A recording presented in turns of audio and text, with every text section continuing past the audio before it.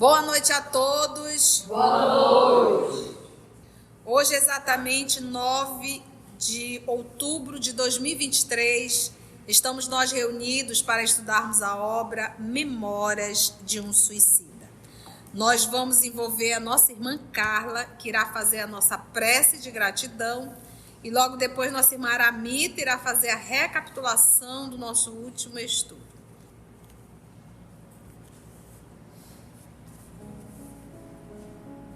Amado Jesus, é com o coração cheio de alegria que te agradecemos mais essa nova oportunidade de estudo, de trabalho, de confraternização.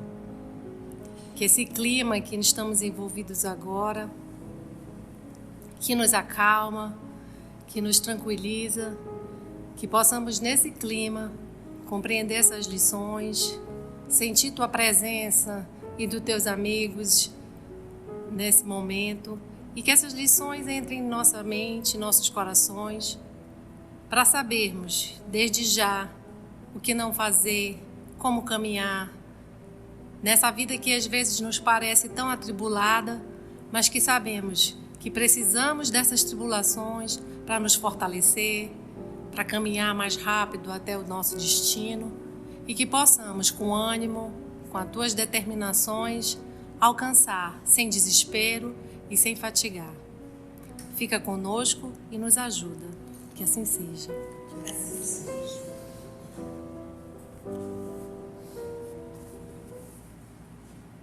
Em nosso último estudo, nós vimos, e a tia comentou, a criação mental do momento do suicídio, que se repete, e que isso ainda desorganiza os que estão no vale, e que é a mente impregnada do momento sinistro de cada um que está lá. Então, a gente viu que viam rios, viam forcas, e a gente pegando fogo, gritando de um lado para o outro, e é uma coisa assim que o próprio Camilo diz, que é assim, todos possuídos de loucura coletiva. Então, a tia comentou muito isso, e outra coisa que ele não sabia o que era o cordão fluídico magnético, que é aquela coisa, mais um fator que os perturbava, é de ver aquilo que ele não sabia o que era no momento, Ele fala aqui, mas é de trás para frente, que diz que ele não sabia o que era, que ficava aquilo a gotejar, Ou seja, ainda tinha vitalidade, e ele se sentia como um morto-vivo. Foi isso que vimos.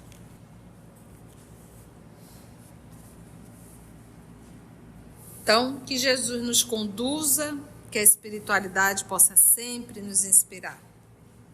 Um dia profundo ao quebramento, ou seja, debilitado, enfraquecido, sucedeu em meu ser a prolongada excitação.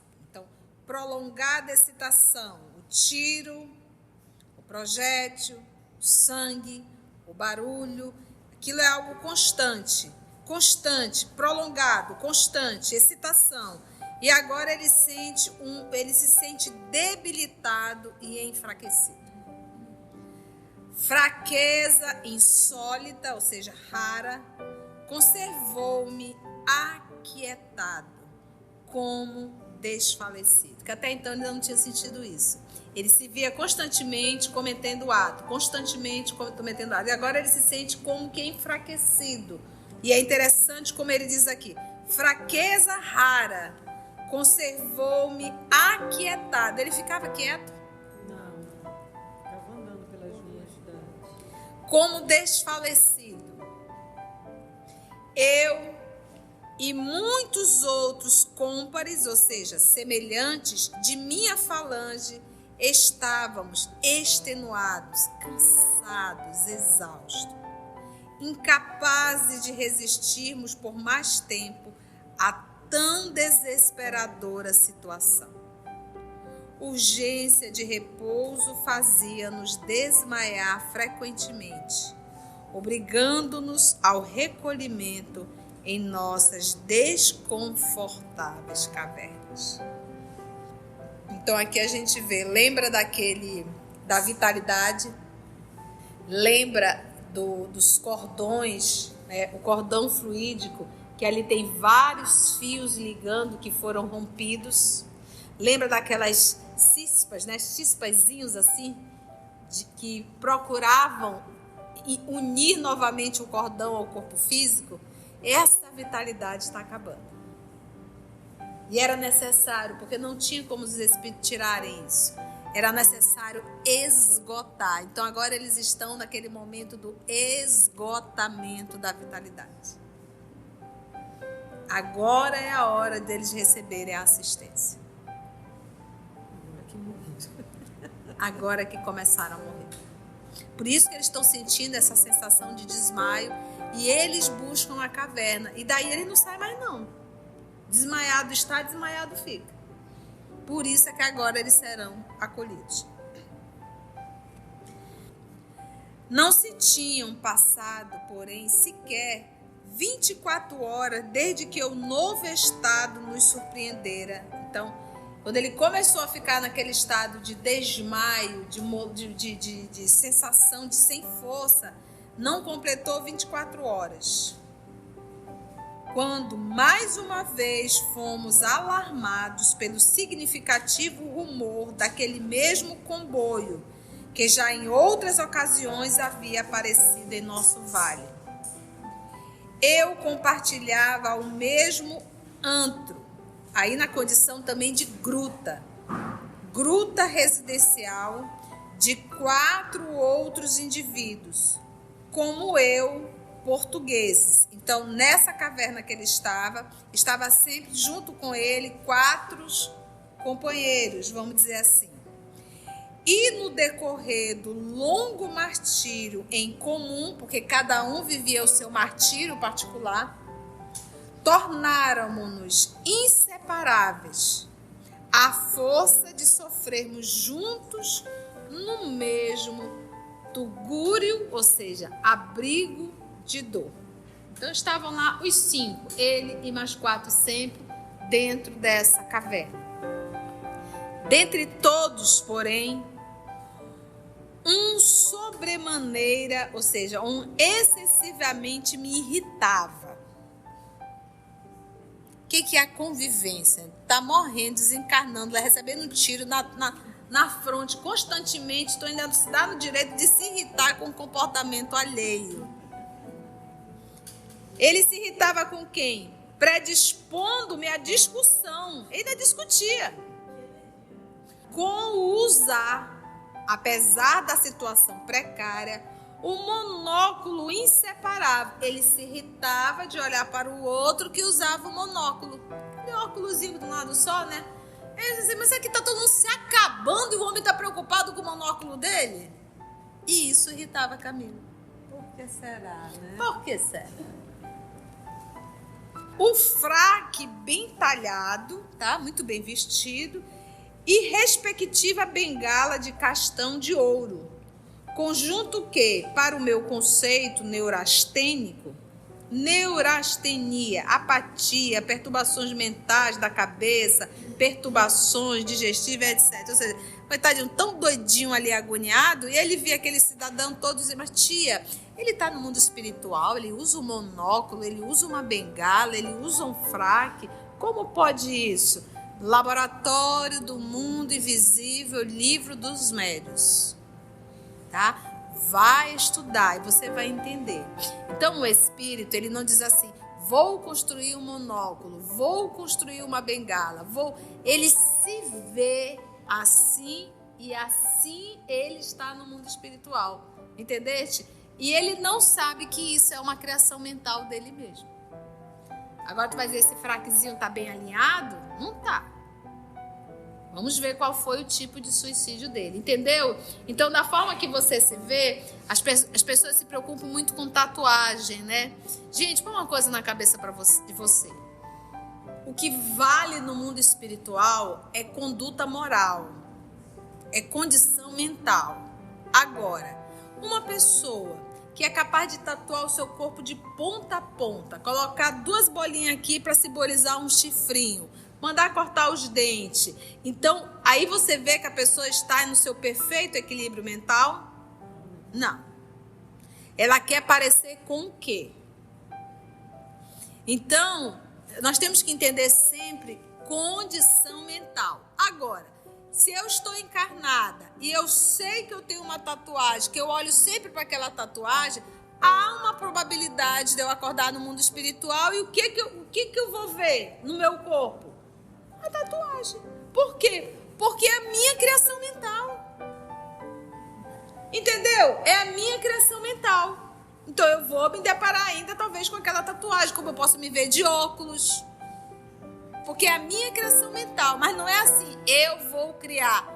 É natural. Tanto tem espíritos que ao desencarnar, eles logo se reconhecem mais jovem. Mas por quê? É essa lembrança dele. Ele não consegue se ver envelhecido. Ele consegue sempre se ver psiquicamente jovem. As mulheradas já estão tudo idealizando aqui. 25 anos, 26 anos, né? Não é o que a gente deseja, é o que a gente é a nível de mente. Ok? Ficou claro isso? Então, ele se vê dessa forma, com o monóculo, com o fraque e com a bengala. E isso irritava profundamente a Camila. Para o meu conceito neurastênico e impertinente, o tornava pedante e antipático. Mas isso era uma leitura de quem? Do Camilo. Ele achava que esse senhor se tornava pedante e antipático. Num local em que se vivia torturado com odores fétidos e podridão, e em que nossa indumentária discernia empastada de estranhas substâncias gordurosas, reflexos mentais da podridão elaborada em torno do envoltório carnal. Olha só, o mau cheiro de lá refletindo ainda aqui. Então ele vê um ambiente, você sujo dessa substância, que ele diz assim, que parece assim uma pasta, né? Empastado, um mau cheiro, e o outro lá com seu monóculo, com a sua bengala e com um fraquezinho. E aí ele se irritava. Você imagina, você nesse processo de sofrimento, de dor, de desespero, você é uma pessoa super paciente? Você é muito impaciente, você está muito impaciente, você está desesperado, ainda vê uma criatura dela cheia de rococó, aí você se irrita, né? Essa é a condição do Camilo. Mas era só ele. Nenhum de nós iríamos nos irritar com a presença desse cidadão. Titia está só brincando, mas nós também iríamos nos irritar. Eu, porém, esquecia-me de que continuava a usar o pince-nez. Pince-nez é um nome francês? Tá. É um nome francês, é que a minha querida Carla está a me corrigir, porque ela fala francês e a tia Conceição nem o português direito. Então é pince-nez, correto, Carla? O que significa pince-nez? É uma palavra francesa e a tia já tinha pesquisado aqui. Modelo de óculos usado no século XV até início do século XX. Olha que interessante. Então ele está olhando para o do outro, mas ele não consegue olhar que ele também está com óculos pince-nez. Com seu fio de torçal, a sobrecasaca dos dias cerimoniosos, os bigodes fartos penteados. Confesso que, então, apesar da longa convivência, lhes não conhecia os nomes. Longa convivência com esses 4 irmãos de sofrimento. Quantas vezes a gente é assim, impertinente com os outros e a gente faz exatamente a mesma coisa? Ou até pior, né, Carlinha? No Vale Sinistro, a desgraça é ardente demais para que se preocupe o calceta, ou seja, o condenado, com a identidade alheia. O conhecido rumor aproximava-se cada vez mais. Lembra? Chegando, o que está chegando? Saímos de um salto para a rua. Vielas e praças encheram-se de réprobos, de condenados, como das passadas vezes, ao mesmo tempo em que os mesmos angustiosos brados de socorro ecoavam pelas quebradas sombrias, no intuito de despertarem a atenção dos que vinham para a costumeira vistoria. Até que, Dentro da atmosfera densa e penumbrosa, surgiram os carros brancos, rompendo as trevas com poderosos holofotes. Rompendo trevas. Então era o quê? Muito escuro. Estacionou o trem caravaneiro na Praça Lamacenta. Desceu um pelotão de lanceiros. Em seguida, damas e cavalheiros, que pareciam enfermeiros, e mais o chefe da expedição, o qual, como anteriormente esclarecemos, se particularizava por usar turbante e túnica hindus. Assim eles se apresentavam. Silenciosos e discretos, iniciaram o reconhecimento daqueles que seriam socorridos. A mesma voz austera que se diria, como das vezes anteriores, vibrar no ar, fez pacientemente a chamada, essa voz que fica subentendido se é uma voz que vem, né? A ermita diz, essa voz vem no ar.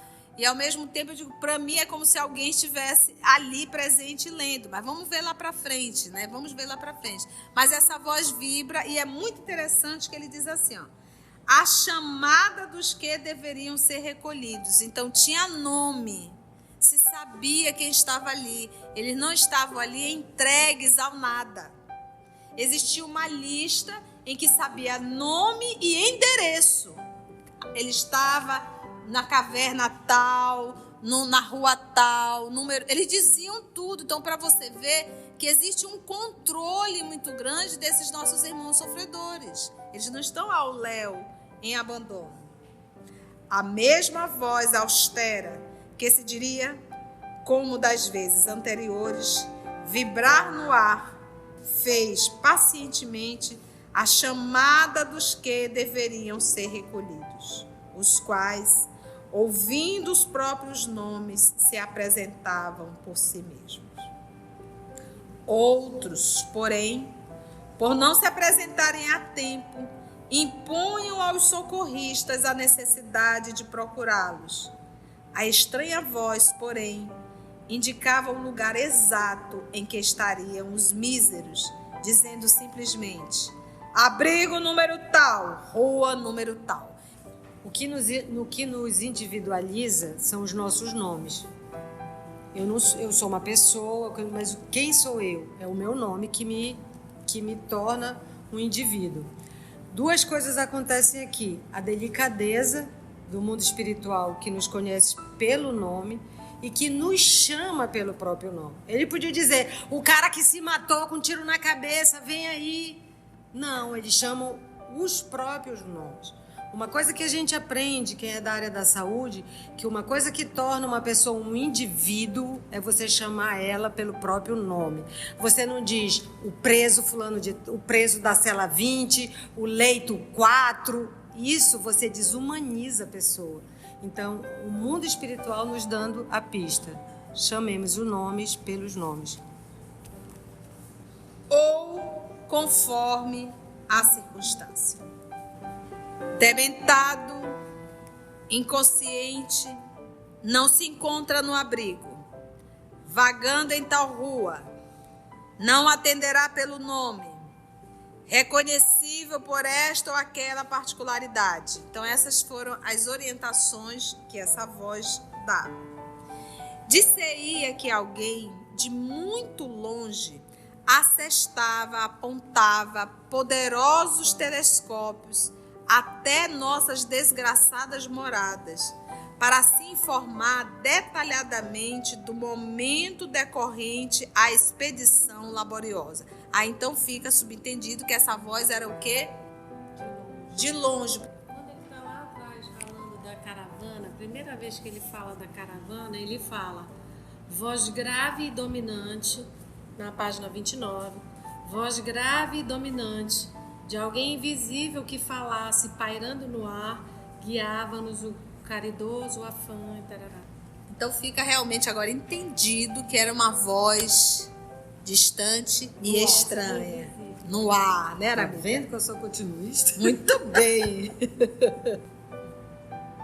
Os obreiros da fraternidade consultavam um mapa, iam rapidamente ao local indicado e traziam os mencionados, alguns carregados em seus braços generosos, outros em padiolas, né? Tabuleiros retangular, ou seja, aquelas marcas. De súbito, olha, eu acho interessante, alguns carregavam nos próprios braços, né? Coisa mesmo de família mesmo, né? De súbito ressoou na atmosfera dramática daquele inferno em que tanto padeci, repercutindo estrondosamente pelos mais profundos recôncavos do meu ser, o meu nome, chamado para a libertação. Em seguida, ouviram-se os dos 4 companheiros que comigo se achavam presentes na praça. Foi então que lhes conheci os nomes e eles o meu. Disse a voz longínqua, como servindo-se de desconhecido e poderoso alto-falante. Abrigo número 36, da Rua 48. Atenção! Abrigo número 36. Ingressar no comboio de socorro. Atenção! Camilo Cândido Botelho, Belarmino de Queiroz e Souza, Jerônimo de Araújo Silveira, João da Azevedo, Mário Sobral, ingressarem no comboio. E é bom você anotar, porque esses serão os nossos personagens de praticamente todo o livro. Tem uma nota da médium. Perdoar-me-á o leitor o não transcrever na íntegra os nomes destas personagens, tal como foram revelados pelo autor destas páginas. O próprio nome do Camilo, né? Mas, pô, não tem como. Ele queria dizer o nome dele. Ele queria dizer, mas falou lá na introdução da obra, né? Foi entre lágrimas de emoção indefinível que galguei os pequenos degraus da plataforma que um enfermeiro indicava atencioso e paciente. Enquanto os policiais fechavam cerco em torno de mim e de meus 4 companheiros, porque tem os policiais que acompanham, mas por que é necessário os lanceiros? Por que é necessário os policiais no mundo espiritual? Porque ali todos querem ser socorridos. Lembra da obra Nosso Lar? Lembra daquela senhorinha que chegou desesperada pedindo ajuda, quando André Luiz ficou cheio de dedo porque queria ajudá-la? E lembra do que ela se transformou quando disseram não para ela? Então todos nós queremos ser ajudados, mas ninguém quer fazer a sua reforma moral. Então às vezes a gente acolhe uma pessoa para ajudar, daqui a pouco tu tem um cão dentro de casa e não sabe. Diz, meu Deus, por que eu fiz isso? Então, água fluidificada e bom senso não faz mal para ninguém. É isso que a gente tem que ter muito cuidado. Então, aqui, caso aquelas pessoas que não foram chamadas, elas se revoltam e vão para cima dos enfermeiros. Então, para isso, os lanceiros vão matá-lo? Não, porque já está todo mundo morto. Mas é uma forma de intimidá-los. E em toda a obra, quando a gente vai ver, quando eles vão adentrar nesses lugares onde tem muitos espíritos revoltados, sempre nós teremos os lanceiros. Pode prestar atenção. Mas tia, eles poderiam agredir esses espíritos? Se pode evitar um combate, um embate ali, para que dar oportunidade? Então é preferível trabalhar no primeiro lugar com a intimidação, para evitar que eles venham fazer essa agressão. Entende isso? Ficou claro, gente, isso? Em torno de mim e de meus 4 companheiros, evitando que os desgraçados que ainda ficavam subissem conosco ou nos arrastassem no seu turbilhão, criando a confusão e retardando por isso mesmo o regresso da expedição. Entrei. Gente, saímos do vale. Vamos agora conhecer um outro lado, né? Eram carros amplos, cômodos, confortáveis, cujas poltronas individuais, como que estofadas com arminho, né? Como se fosse um veludo, tá, gente? Um arminho branco, apresentavam o espaldar voltado para os respiradores, que disseam os óculos da moderna aeronave terrestre, né? Então, modernas aeronaves, mas ele está falando aqui de 1800 1890 ele já falava de modernas aeronaves, imagina naquela época, né? Mas ele fala que é um respirador. Então aqui a gente está em dúvida se seria um aparelho. A gente também pode acreditar que as meninas estão dizendo talvez a janelinha, que seria como os óculos para enxergar o que está fora, né? Ao centro, 4 poltronas em feitio idêntico, nas quais se acomodaram enfermeiros, tudo indicando que ali permaneciam a fim de guardar-nos. Nas portas de entrada, lia-se a legenda entrevista antes, na flâmula, na bandeira, empunhada pelo comandante do pelotão de guardas, Legião dos Servos de Maria. Dentro em pouco a tarefa dos abnegados legionários estava cumprida. Ouviu-se no interior o tilintar abafado de uma campainha, seguido de movimento rápido de suspensão de pontes de acesso e embarque dos obreiros. Pelo menos foi essa a série de imagens mentais que concebi. O estranho comboio oscilou sem que nenhuma sensação de galeio, movimentos rápidos, balanços, e o mais leve balanço impressionasse nossa sensibilidade. Pensa? Deslizando esse comboio, não contivemos as lágrimas, porém, ouvindo o ensurdecedor coro de blasfêmias, a grita desesperada e selvagem dos desgraçados que ficavam, por não suficientemente desmaterializados, ainda para atingirem camadas invisíveis menos compactas. Então, enquanto o comboio deslizava, não fazia nenhum barulho, eles ainda estavam a ouvir aqueles que ficaram lá, os gritos, né, o desespero. Agora imagina, eles já não vão mais ver ninguém se matando na frente deles, já não tem mais ninguém se afogando, não tem mais aquela criatura que se jogou em frente ao trem, que se espedaça todo. Tu imagina? E isso do desmaterializados fica também, como ele diz, ninguém sofre nem um minuto a mais do que é necessário, né? Ele disse, olha, nem 24 horas que ele começou a sentir o torpor, já veio ser recolhido. É por conta do fluido vital. Enquanto tem vitalidade, não tem o que fazer, gente. Não tem. Por isso que a gente diz, quando você comete suicídio, é por um ato de desespero em relação a uma dor que tu estás passando. Você vai desencarnar? Vai. Vai morrer? Não. E vai piorar. Deus não quer que a gente sofra, não quer que a gente pague, não quer que a gente castigue, nem nada. Quando ele diz, quando está preparado, imediatamente o socorro chega para te levar. O socorro não vem até ti, não é porque ele não quer vir, é porque tu não te prepara para isso. E aí os espíritos falam, oração, gente. E o suicida, ele não tem, gente, olha, eu sou espírito, aprendi tudo, mas ainda assim eu vou cometer o suicídio. Mas eu sei tudo como é lá, eu sei como eu tenho que me portar. Não é assim, gente, não é assim. Tá. Pode orar, pode fazer tudo, não tem. Nós temos uma lei da natureza que foi rasgada, que foi rompida, que foi atropelada. E não tem como mudar as leis naturais. Ou seja, você tinha saúde, você tinha vida, você tinha vitalidade. Não tem como romper isso.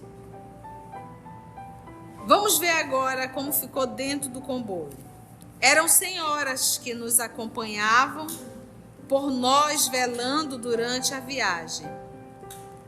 Falaram-nos com doçura, convidando-nos ao repouso, afirmando-nos solidariedade. Acomodaram-nos cuidadosamente nas almofadas das poltronas, quais desveladas, bondosas irmãs de caridade.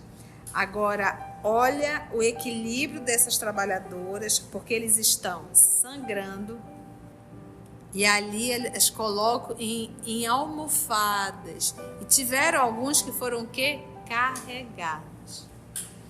E é interessante essa recepção, né? Um ambiente agradável. Poxa, eles vêm de um ambiente tão... Eles estavam numa caverna.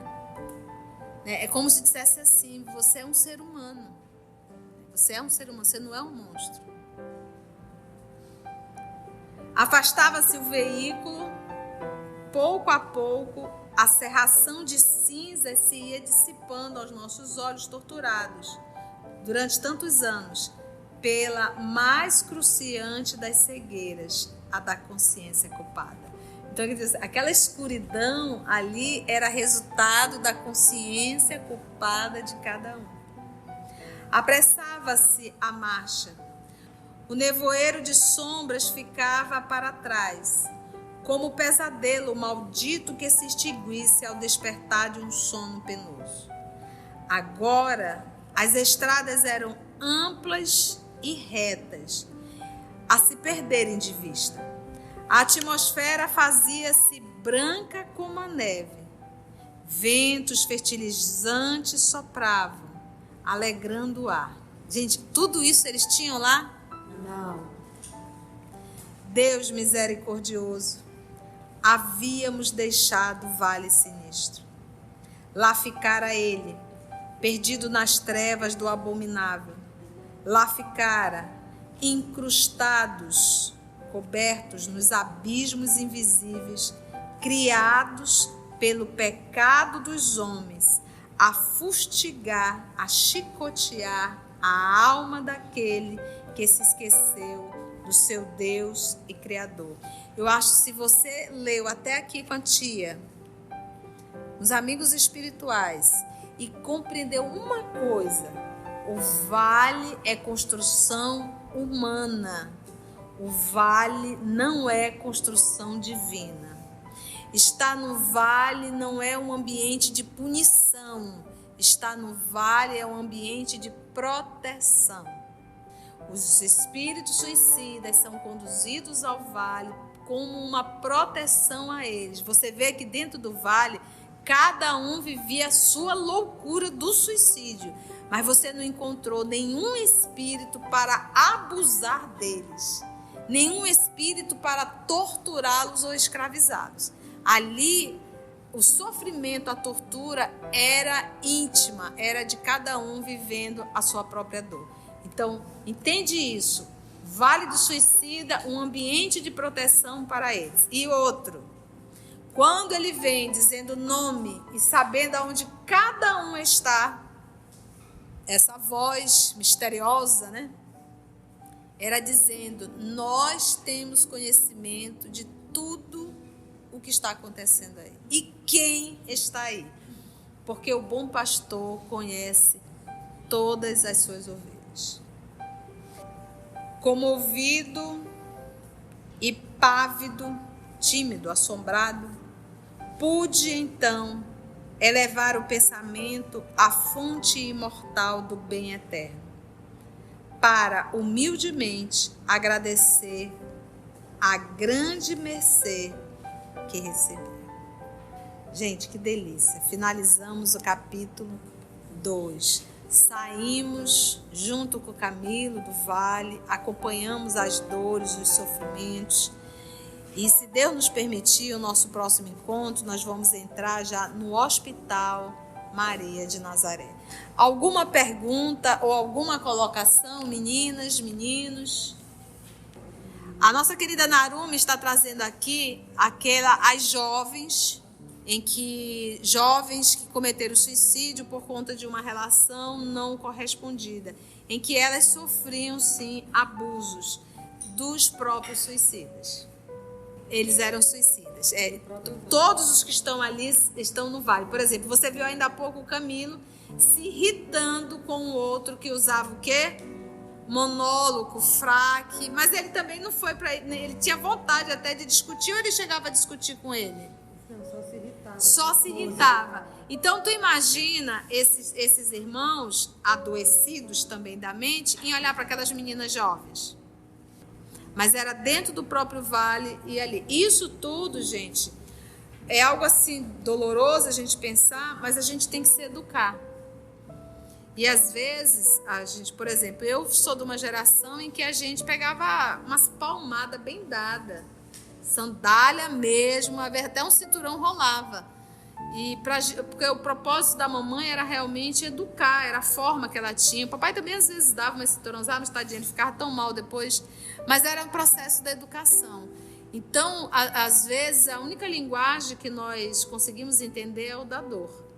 Então, essa é ainda a nossa condição humana. Por quê? Porque qual é a condição de um ser humano terrícola? O que nos apresenta sempre é a nossa condição constante de rebeldia. O humano, o terrícola, ele é um ser rebelde. Ele não gosta de regras e ele quer sempre fazer o que dá na sua cabeça.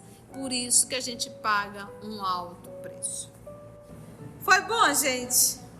Muito aprendizado, né? Agora que vai esquentar. Porque nesses capítulos, introdução, primeiro e segundo capítulo, nós nos deparamos com o sofrimento dele, né? Com a tortura, nós nos deparamos com muita dor. A partir de agora, nós vamos lidar com o mundo interior. A partir de agora, nós vamos ver as nossas mazelas íntimas e como tratá-las. Então, eu gosto do Memória de um Suicida porque nós vamos nos deparar, nós vamos nos ver em cada um deles. Vamos ver os nossos vícios, as nossas leseiras baré e vamos ver como tratá-las. Então, é um livro de psicologia comportamental mesmo. Resta-nos orar. Vamos orar, então? Vamos agradecer a Jesus por mais essa oportunidade de estudo e de reflexão.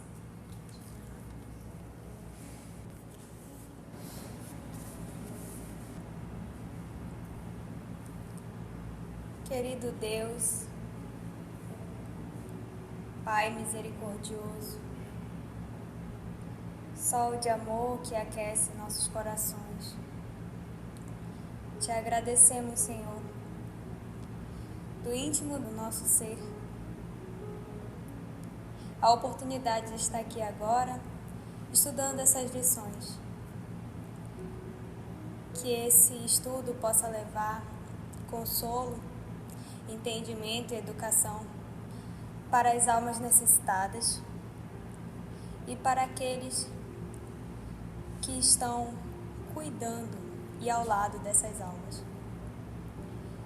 Senhor, te pedimos que ao retornar aos nossos lares, possamos levar essas lições em nossos corações e nossas mentes para nos modificar no dia a dia.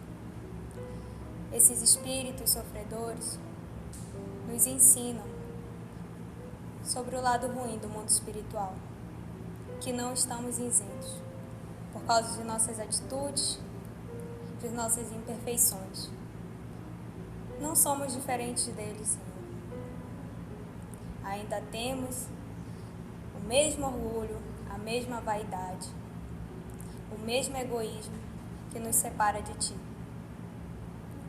Mestre, Senhor, nosso Pai, nos perdoa por tanta rebeldia, por tanta ingratidão. Ajuda-nos a nos elevar até Ti. Te agradecemos por tanta misericórdia e te pedimos, Mestre, não desista de nós. Consigamos seguir os passos do nosso Senhor Jesus, que veio há 2000 anos nos mostrar o caminho do amor. Que tenhamos força para subir o Calvário e, enfim, poder chegar aos altos da perfeição. Que assim seja.